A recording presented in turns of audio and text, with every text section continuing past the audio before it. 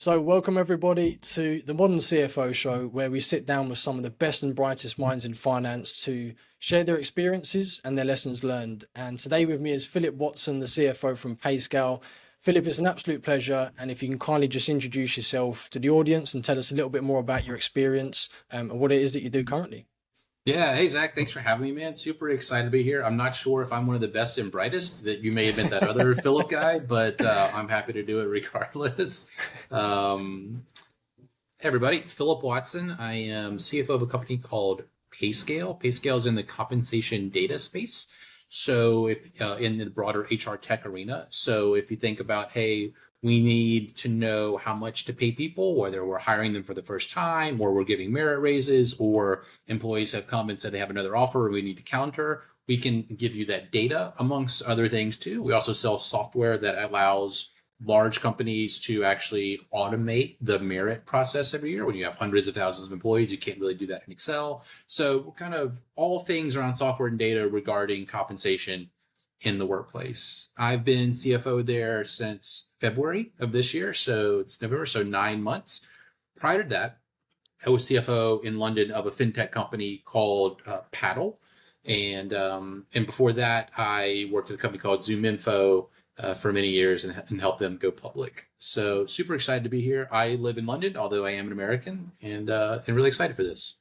And you did mention obviously you've joined Payscale in February. So to really just to kind of kick things off, I wanted to ask you an important question, which was, when you first arrive at a company like Payscale this year, as a CFO, what is it you first look at to improve? Like, how do you know what to leave, what to change, so you can be effective in the business right away?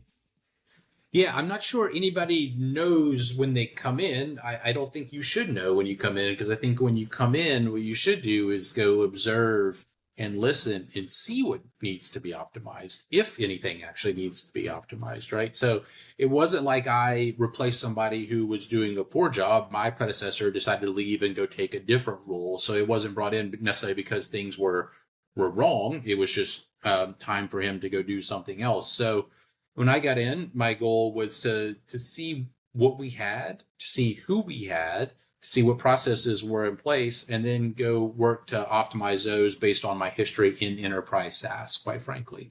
And so it's interesting. I've actually taken on more in this role team wise than I've ever had before. So not only do I have the traditional finance functions, I have accounting and I have FP&A, but I also have BI and excuse me, and IT and InfoSec. And those last three were new for me as well. So I've had to learn a tremendous amount about what those teams do and how they operate and what good looks like there. So a big learning experience for me too, not just learning of how the teams are performing, but how those teams should be performing too. So that was a new one for me. Yeah, and I can imagine, obviously, like you said, you kind of hit the nail on the head. You don't know what to change until you get there, or even if you need to, right? So it's not like there's a set structure. But I mean, would you have your own kind of tech stack or things that you'd like to implement from your previous experiences, Yeah, usually? there are some. So I brought in on the accounting side, we brought in a closed reconciliation tool, for example, that we had used in my previous place that my accounting team really loved. So we certainly brought that in, and the accounting team is using it and liking it now. As a different example, on the FP&A side, they already had a tool that I was familiar with, so I didn't want to go change out their FP&A tool. But the team wasn't using the FP&A tool, and in fact had let it sit there and get stale. So we've had to re-implement it. But the fact that I've used it before is helpful in the re-implementation. So I think those are two good examples of one, bringing technology over that I was familiar with that I thought added value, but two, building on existing technology because the rip and replace would have probably been more painful on the FP&A side in that example. So again, I think it's really contextual. You have to know, what are you trying to accomplish? When are you trying to accomplish it by? And who do you have that can help you go accomplish when you're talking about systems, right? Because you may not have the people who know how to go put a new system in, or you may have people that have a skill set in one system but not another, and so it may not make sense to rip one out. So again, that's why you want to come in and listen and come and observe and read the room to know kind of where you need to build. Yeah, because ultimately, you don't want to come in with a certain software in mind that you're comfortable with because you've used it for 10 years, but the rest, it may not be not necessarily the right decision for the business, but then you've got to think about more so the implementation side, how 100 employees going to move from one software to the other. You don't just want to blindly go and implement something, of course, which Totally. I mean, does. I think a thing that maybe people who aren't CFOs or maybe aren't at this kind of level in their career don't appreciate is I'm not in a system. I'm not in any systems, Mhm. right? Like I'm not operating in NetSuite. I'm not operating in Adaptive Insights. I'm not operating in Numeric, any of these systems we talked about. I have my teams go and do that, but like you don't Mhm. want me as CFO in those systems. So for me to walk in and say like, use that system, I've got to be really, I've got to have real conviction that whatever I tell them to go do is going to be the right thing because they have to go be in it.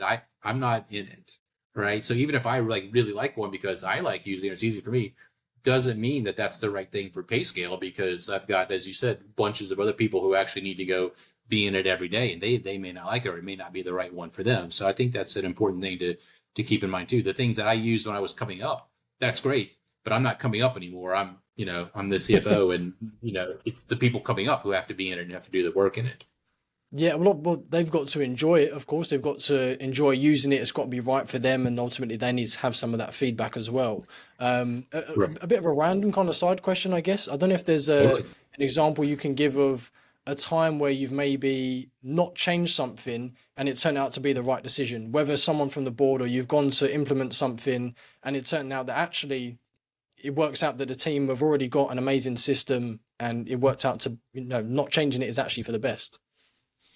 Yeah, I mean, I think we're in one right now. We'll see if it works out that way, and then I can refer to one maybe back at Paddle too. But we came in right now, and just for context for everybody listening, like I've got to Payscale, and the whole FP&A team has turned over in my time here.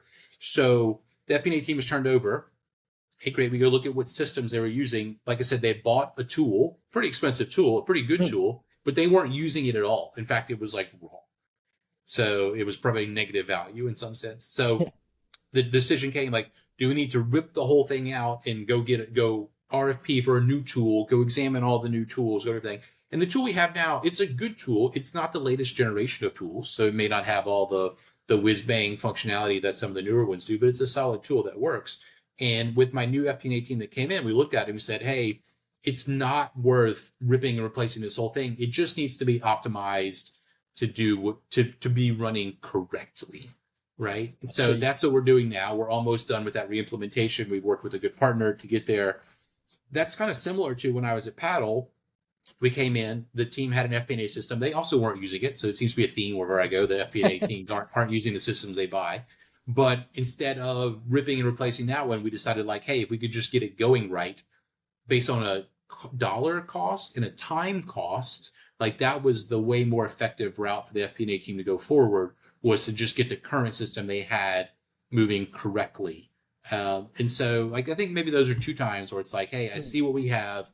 There may be some better or different things out there, but from what we would spend in time and money compared to what the team actually needs it for, not worth it to go rip something like that out. I see, and also I think there's a lot of I wouldn't say pressure, but I think we're kind of spoilt for choice in softwares and tools where part of us as leaders want to go out and make sure we've got the best brand new, brightest tool. But actually, like you said, you could have spent a lot of time and energy buying the brand new best thing. When you've got a system there that works, it just needs to be slightly optimized and away you go. And that just saves everyone time and energy. Yeah, I mean it's fun to go get new shiny things, right? Like everybody loves that. It's like the present of their Christmas tree. But new shiny things cost a lot of money and they cost a lot of time and they cost a lot of effort. There's opportunity costs. I think a lot of people forget about that concept too Mm. of putting in a new system. You could be doing something else. So it's never really my goal when I come in to put in new systems because that's hard. Mm. So it's always like, let's evaluate what we have. Does it fit the need? How long does it fit the need for? You've heard me mention time a few times in this conversation. Like, I'm always trying to think about, cool, how long does this thing need to be to last for? Is it 3 years? Is it 5 years? Is it 10 years? I don't really need a lot of things to last me 10 years. I need things to probably last me like 5 year increments, and then we can kind Mm. of see the next stage after that. Exactly that. And to ask you a different kind of question, I think this is quite important to what you guys do at Payscale, especially when it comes to data. But I guess, like we said, in 2025, technology is advancing. We've got access to more data, more tools now than ever. Like we just spoke about, we've got brand new, shiny CRMs, we've got marketing analytics, we've got AI now. So how important is it managing data as a CFO? And also what is it that you do with that data to then drive results? Yeah, so I'll answer the first one first. How important is data? I mean, in my role, like we are the steward, we are the stewards internally and externally of accurate data, right? So like the board sees results, they come from me or from somebody that works for me every month when we report the results, or every quarter we put them in decks, right? In board decks. So if those numbers are wrong, it's on me, Mm. right? And they may not all be my numbers, by the way, because like I can't control every number. But if they're going in materials I'm sending, I need to be checking them that they're right. And most of the numbers are coming out of my shop, so like they have to be accurate, and then they have to be. I think Zach, like Payscale is a good example. We came in and simply did not have the granularity of data that we needed. So, to give like a tangible example, like we didn't have what's called an ARR cube when I got here, which is like pretty standard for a SaaS company. So we had to actually go rebuild in partnership with our ops team, in partnership with some other teams around the firm, the ARR inside of Salesforce, so that we could actually go develop that ARR cube and roll our ARR forward, which again is like standard practice in an enterprise SaaS company. We didn't have that. So without that level of data, I was operating semi-blindly, right? And couldn't answer some of the questions the board was asking, couldn't answer some of the questions my boss was asking, couldn't answer some of the questions that I was asking, right? To kind of help the business run better. So there is no substitute for having the right data, because how are you supposed to run the business if the data you're getting is incorrect or incomplete? And Mm. some people may cringe at my word incomplete, which is fair. Like you're never going to have all the data you want. In fact, sometimes you can have too much data. I do believe in the analysis paralysis concept, but you have to have some baseline level of accurate data so that you can advise a business correctly, you can make the right decisions, you can make the best bets. Mm. And without that, like you're in a bad spot, I would say. Excuse me. Yeah, Yeah. well, exactly. Like I always like to kind of compare the times now to say the 90s or the early 2000s, but the kind of data that we have now is we've got it in abundance, and we've got things at our fingertips which maybe used to take a week to figure out. We've got it now in an instant on CRMs and everything else. I wanted to ask you, like personally, is there anything that you pay attention to the most as a SaaS company that's kind of useful in today's climate that maybe be a little bit overlooked? So it could be something simple like, your cash conversion cycle, the return on assets. Is there something that you're focusing on at the moment, which makes a huge impact at Payscale? Yeah, we actually did our very first time in our board meeting last week, our first kind of cut at unit economics. And I think anybody working in a SaaS business needs to have a pretty firm grasp of their unit economics. So whether you want to think about that as kind of average sales prices by different segments or different industries or different customer types, or LTVs or CACs or any combination in there, like knowing what segment in quotes are your highest profitability, and more importantly, or just as importantly, what are your lowest profitability customers, and what leverage you can pull to change those is super important. So we got a pretty good reception last week at the board of finally getting to unit economics. Is a thing they had been asking for a long time. And because we went and rebuilt our ARR and got our ARR cube, we could actually go get those unit economics. So I think that goes back to my point of like, if you don't have the foundational level of data, you can't get to the other level 2 data, level 3 data, level 4 conclusions that you need to get to. So again, that's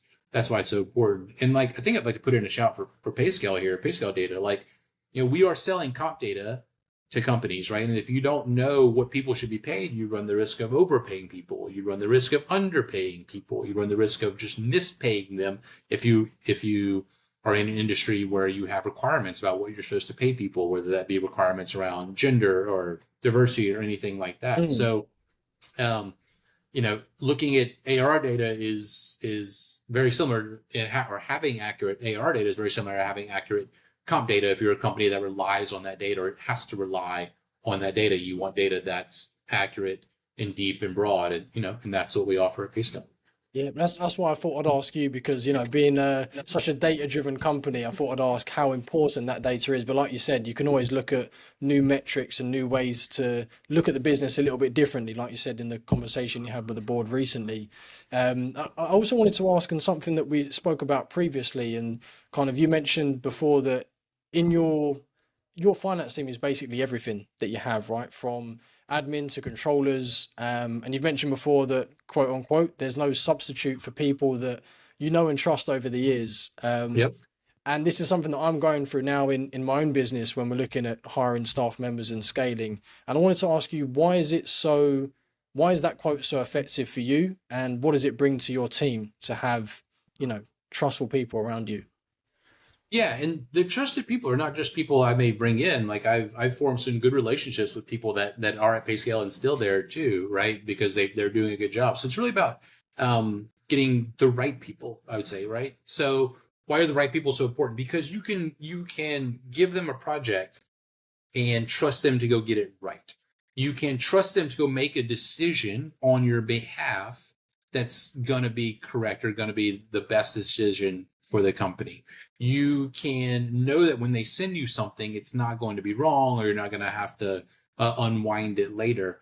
And really, it's also that you can trust them to go drive their own initiatives and their own projects. Like, I think maybe, when you're early in your career, you think like, oh, I'm just supposed to do whatever the person above tells me, right? And like the CFO or the CEO, like they know everything and they're just going to tell everybody what to go do. Like, but when you get to this level, like, you don't have time to go tell everybody what to do. You're hiring people that are supposed to know what to go do so that they can go do and come back and tell you that they did it and did it well, right? And so having the people that can go do that just frees up so much more time and mental energy and space to go handle all of the other things that come in your door every day, whether you're a CFO or a VP or a controller or any senior level role. You have so much coming at you every day from internal stakeholders, external stakeholders, and particularly in this seat, it's all got to be right and accurate, So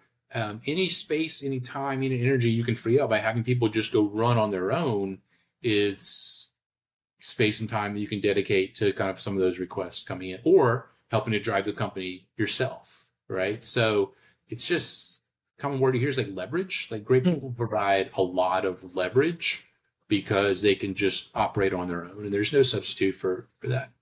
Yeah, well, obviously the better that your team performs, you can trust them to do their role correctly. It means that you're not getting pulled into less important things, and you can then just focus on driving the business and being 100% effective in your role. That's right. How is it that you kind of keep that culture of trust? Because I guess sometimes in a team we're only as good as our, I guess, lowest value employee. I'm going to put it that way. So what happens where, you've got a team of say 50 and you've got a few people that maybe don't have that culture of trust just yet?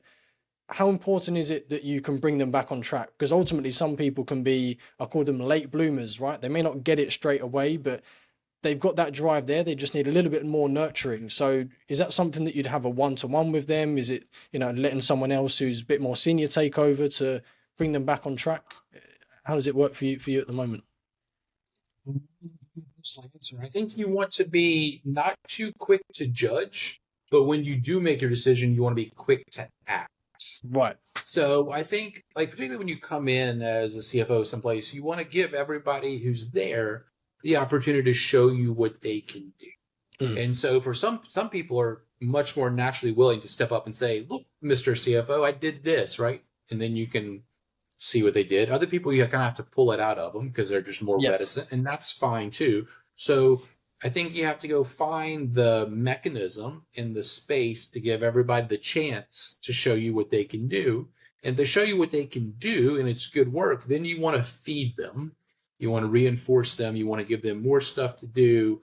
You want to let them know they're doing a good job. You ultimately want to give them, whether that be comp increases or stock or whatever, right? You want to make them feel valued. For the people that you give the chance and they don't show up, I think you have to go ask, like, why didn't they show up? Were the circumstances not right? Did we give them the wrong project? Or are they just not meant to be here? And like, it's going to be both of those.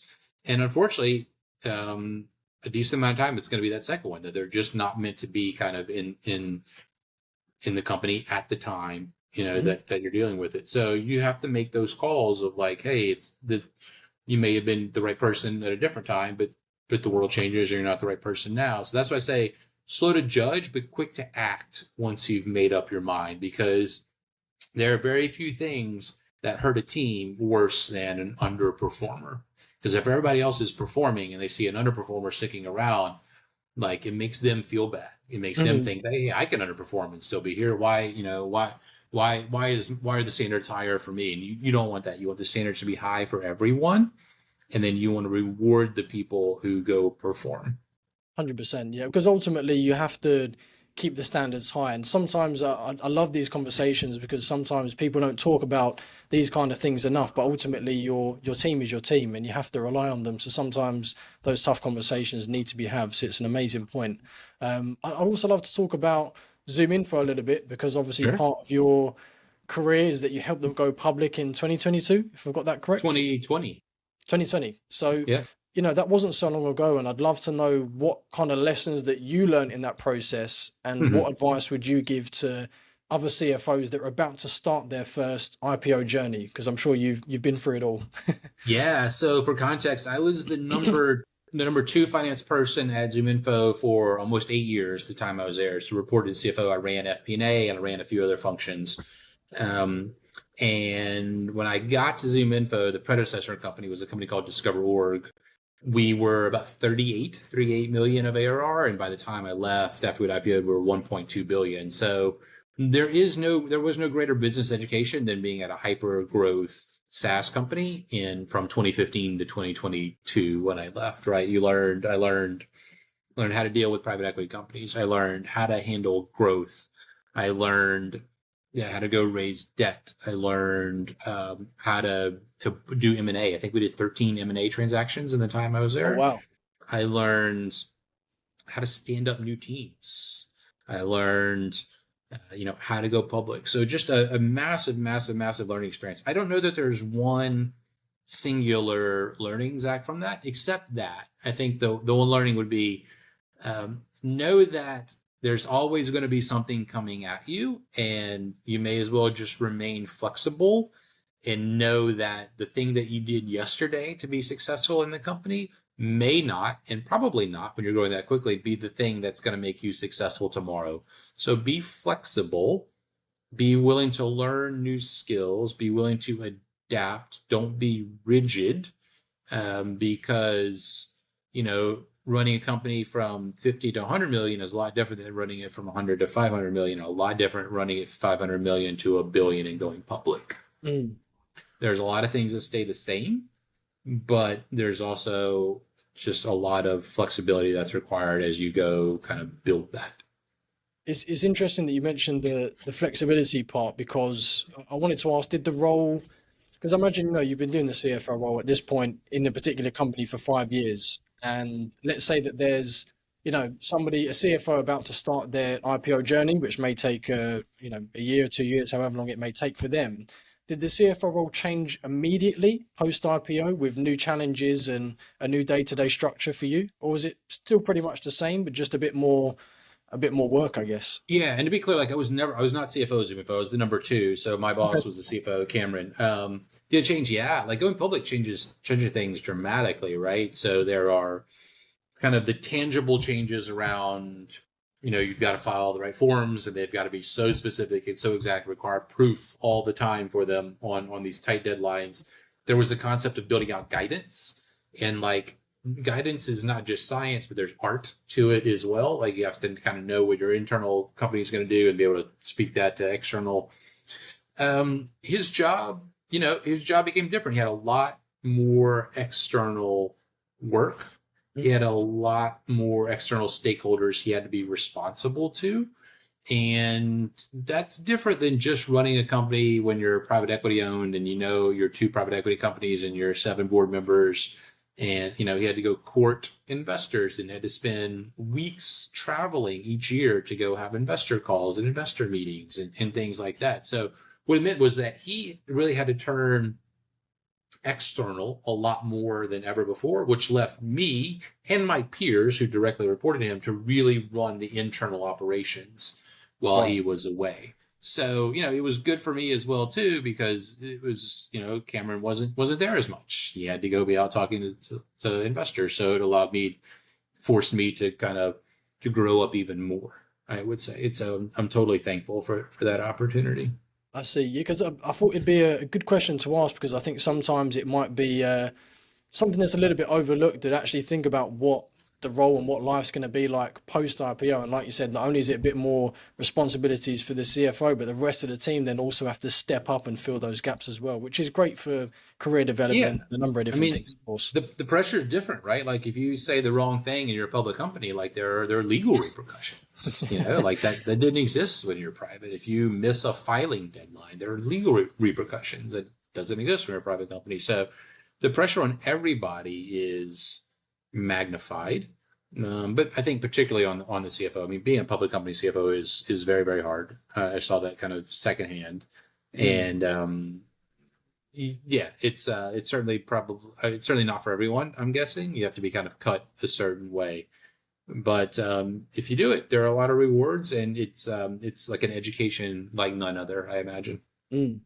Was there a part that was, I guess, underestimated? Maybe a part that you thought was going to be the easiest part, and then it turned out to be a little bit more difficult. So, just saying, let's say there's a CFO that's about to go through that journey, and we all Yeah. expect this part to go really easily, but actually watch out for this because this part can be a little bit underestimating as to how much work needs to go into it.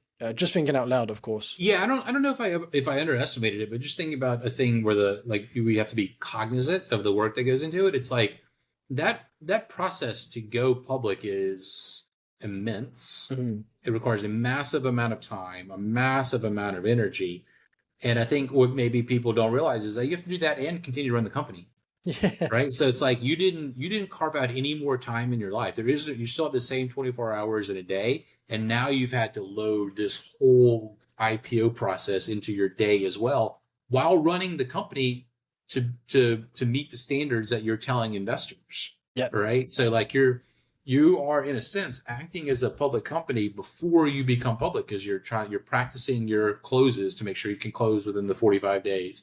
You are practicing setting guidance. You are practicing hitting your targets exactly as you lay them out so that you can just smoothly rotate into being a public company. But doing all that while you're continuing to build the company, while you're trying to run on a day-to-day basis is hard. And a lot of times, I mean, sometimes you bring in new people. So like we brought in a head of investor relations, we brought in like a treasurer, things like that at that time because you need extra people. But Mm. a lot of times there's not that many extra people. And so it's just all the work has got to be done by the people that are there. Yeah, it was, and that's why we said, sometimes the whole team then needs to step up to fill those gaps until, the new heads can come in and help with the extra responsibilities, of course. Yeah, for sure. If I just wanted to ask as well, Philip, if we was to compare two CFOs, right? And I may get a little bit of stick for this, but if we compare the heads down in the books, old school 90s style of CFO to public speaking, which a lot of CFOs do today, how important is networking and self-development as a CFO, especially in 2025? Payscale is a large company. What doors has it unlocked for you when, self-development and networking is done correctly? Yeah, I don't know that you actually have to make that choice. I think I push back on like those are different. I mean, they are different, but it also depends where your company at, what stage they're in, what they need. So I've come into places where like I had to go actually get in spreadsheets as CFO and say like, no, like this is how you do this, right? Or this is how the accounting should be, or this is how the financial model should be, because sometimes that's what's required, Right. right? But you also have to have the skill that you can go talk to investors. You can talk to board members. You can talk to your peers as executives, and you can talk to the whole company because, as CFO, you have to go tell the company how you're doing and lay out the vision and inspire the team and such like that. So I think a good CFO has to have both of those skills. Like, Right. you don't want somebody just heads down banging away at spreadsheets. That's not what you need as a CFO. Every once in a while you may have to do that.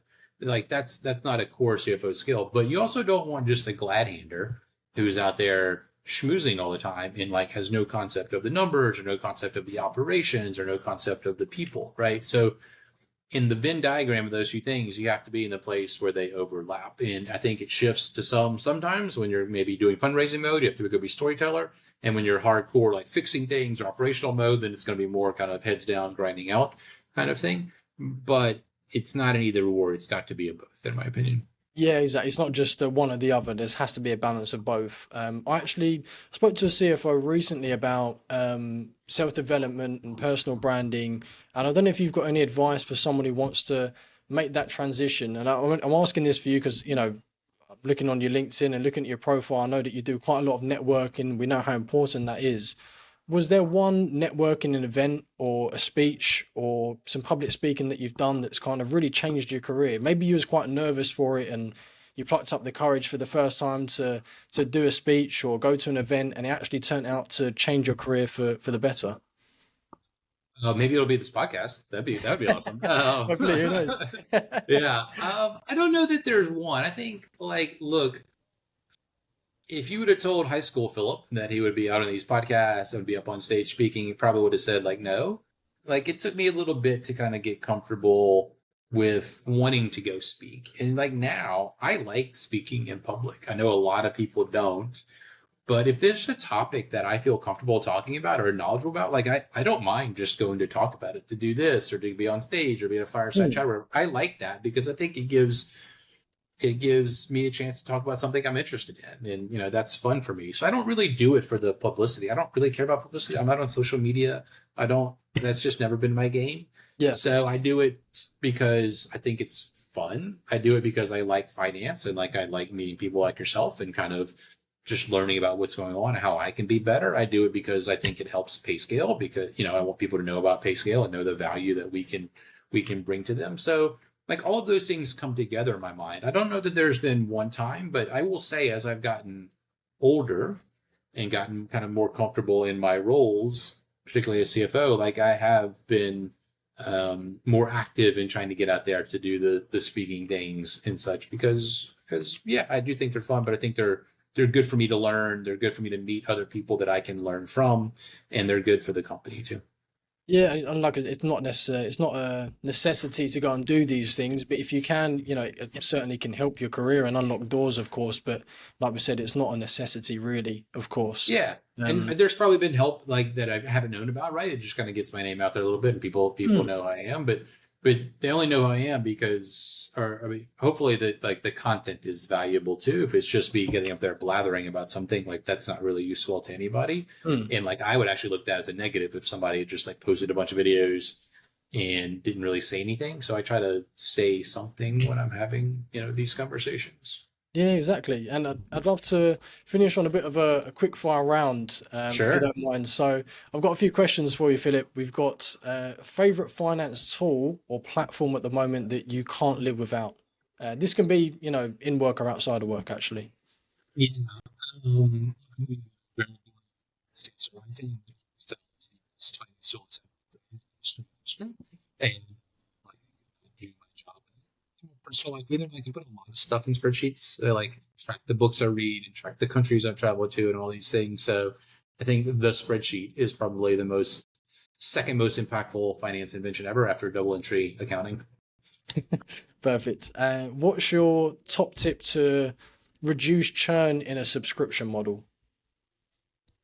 Know your customer base.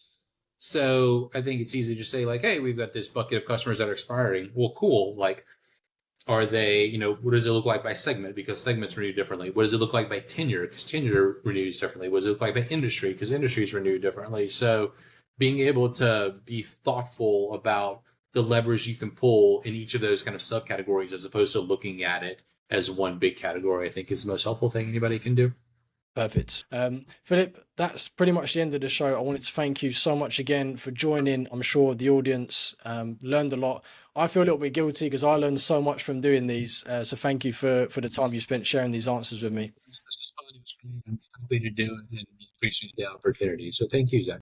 Yeah, and if anyone wants to reach out to you personally, or wants to learn a little bit more about what Payscale do, is there a good way for them to reach out to you, whether that be email or LinkedIn? Yeah, please come to the Payscale website and see what we do and see how we could be helpful to you. And then despite what I said about not being on social media, LinkedIn is the one place where I do check and am present. So if you'd like to find me there, please do. But send me a note if you request to connect with me. Like, not just a generic connection, please. I think, yeah, we all get those from time to time. So do help Philip Right. out by doing that ahead of time. Yeah. Philip, thank you again so much for your time. Make sure you have a lovely weekend, and I'm sure we'll catch up again soon. Thank you so much. Take care, Zach. Thanks, buddy.